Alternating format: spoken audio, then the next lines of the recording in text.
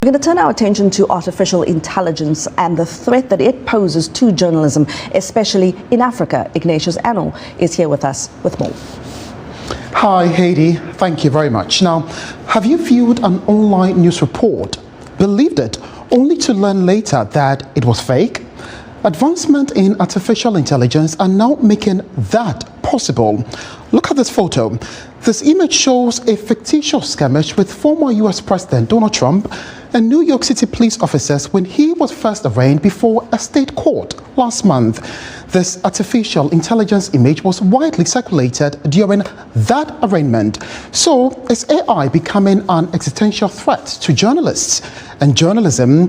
Media analysts say emerging technology spaces are very likely to put the credibility of quality journalism to the test.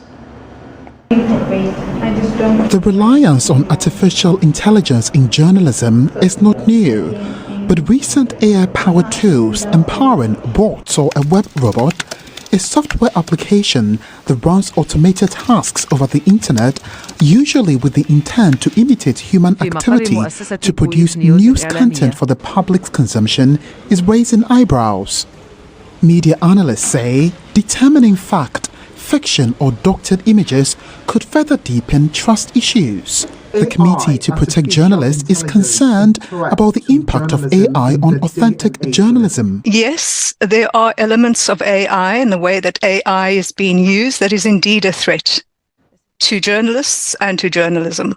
No doubt about it. And what we have seen is the use of artificial intelligence to what has been called the supercharging of disinformation, right? Where journalists can be targeted by sophisticated means that really looks as though it is perfectly plausible and believable, and that really puts them at risk. The international non-profit and NGO Reporters Without Borders says AI tools are being used by unnamed sources to undermine journalists as they grapple with new media plurality. At a certain point, it might be a kind of added value, but what we have seen and linking it to the propaganda machine and propaganda tool is some people are using artificial intelligence so as to jeopardize quality of journalism, journalists themselves, and also trying to undermine, the findings and revelations which some honest and professional journalists have done. I see it kind of raising the standards and raising the bar for a lot of us as journalists to justify why we are journalists, and just to for our readers, our listeners, our viewers to really understand the value that we bring. Because ultimately people are always going to still want to have authentic news and authentic information and important analysis, and explaining the world in a way that only another human being can explain to human beings. There's no data in Africa on the emergence of AI and its effects on the news industry.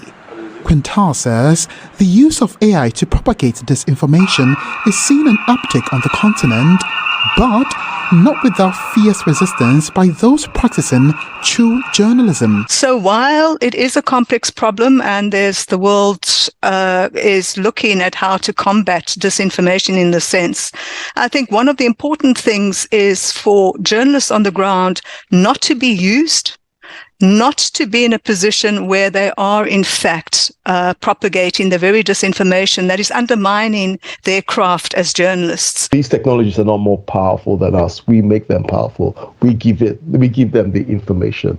They're just more efficient. They're quicker. They're faster. But they can only do that with the information, the data that we give them to work with. And we shouldn't be afraid of them. We should learn how to use them to our advantage and to make what we do much better, much more useful.